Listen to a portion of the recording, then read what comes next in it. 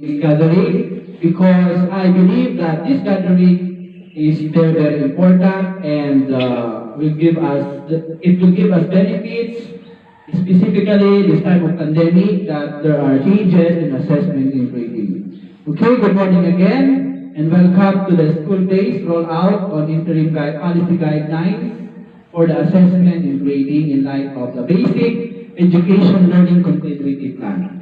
Okay, to start with, may I request everyone to please stand for the singing of the Philippine National Anthem.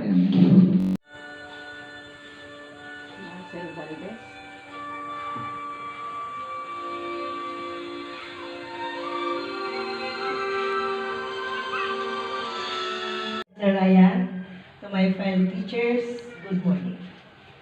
Today, as of now, 7 teachers are present, only one is home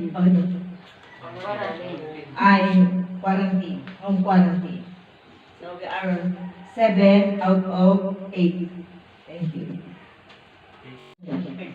To our beautiful, talented, and hardworking school head, Sir Ryan, very sexy and efficient facilitator, Ma'am Susan, mga camaraderie, good morning to all of you. Today, we will have a school-based rollout on interim policy guidelines for the assessment and grading in light of the basic education learning continuity plan.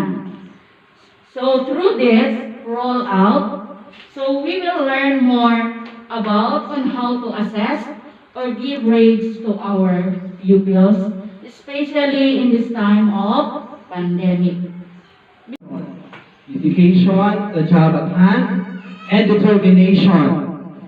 Okay? Determination, whether we win or lose, we apply the best skills to ourselves and the task at hand. Okay, so welcome again to our school-based rollout. Today, we're going to please relax, sit, and enjoy the rest of the morning as we go along our topics that we will discuss sooner by our discussions. Okay, so let us move on. Pleasant day to one and all.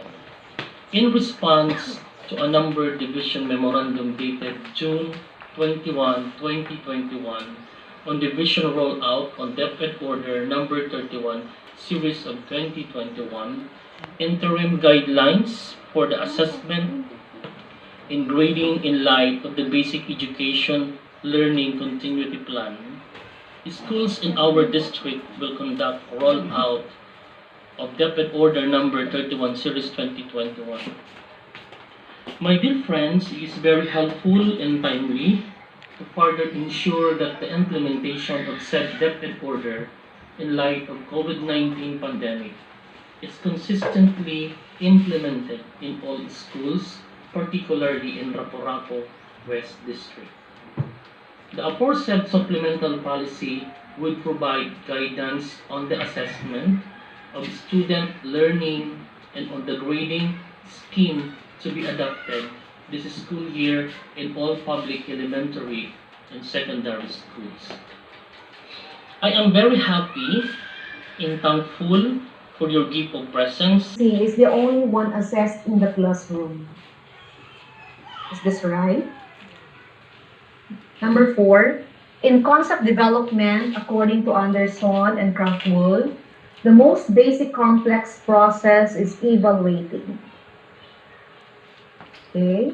And number 5, for DepEd Order 8, there are 3 components of summative assessment, and these are written. Basis, it was a takeoff from the DepEd Order number 12, series 2020, which refers to the adoption of the Basic Education Learning Continuity Plan, or the BELCP, for school year 2020-2021, considering the COVID-19 pandemic, which restricted our movements and way of life.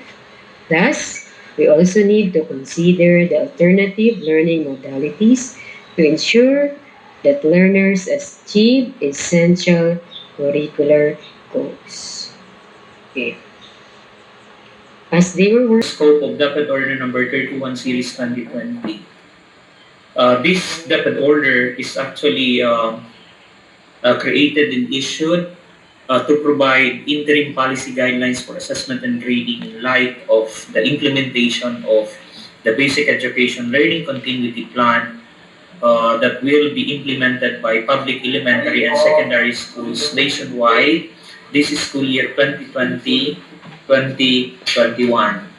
But we should not forget that the provisions of DepEd Order Number 8, Series 2020 is still in effect. However, the provisions inconsistent with DepEd Order Number 31, Series 2020 are suspended for this particular school year. I'm talking about school year 2020-2021. Thus, we have this interim policy guidelines stated in DepEd Order Number 31, Series 2020, which is still grounded on the principles of DepEd Order Number 8, Series 2015. This time, we come to the specified procedures on assessment and grading found on DepEd Order Number 31, Series 2020, which is the most essential ingredient to be used this school year 2021, 2020, and 2020. Beyond the misguided notion that a single test taken on a single day defines the success of a school, a teacher, or a kid. Okay? So, for us to begin our closing program, may I request our kindergarten teacher, Ma'am Sheila Filipina Beldes, to give her words of appreciation. A round of applause to Ma'am Sheila Beldes. Everyone. Good morning. I would like to express my heartfelt gratitude and appreciation to everyone who are in one way or another make this activity a success. Participation. Now you may say, picture. Diba, si Ma'am Susan nag-picture. Okay.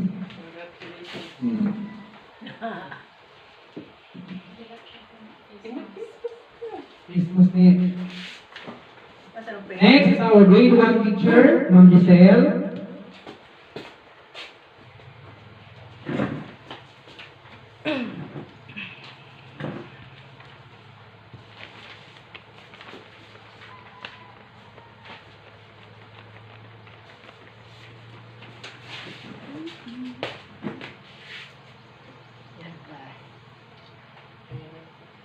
Next, our grade 2 teacher, Ma'am Neve, receive your certificate of participation from the central office.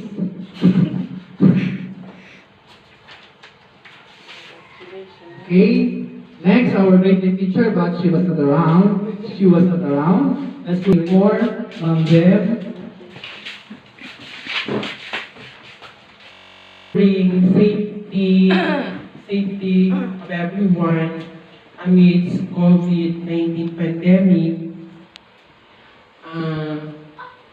We are all here, or as per advised by our SDS, in training all personnel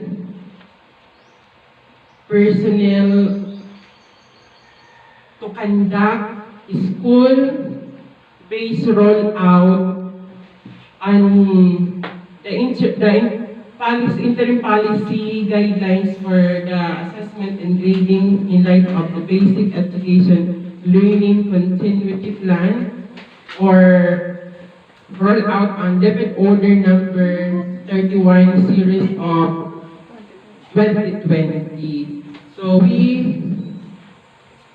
instead of conducting this activity virtually, instead of having it, we are conducting it face to face.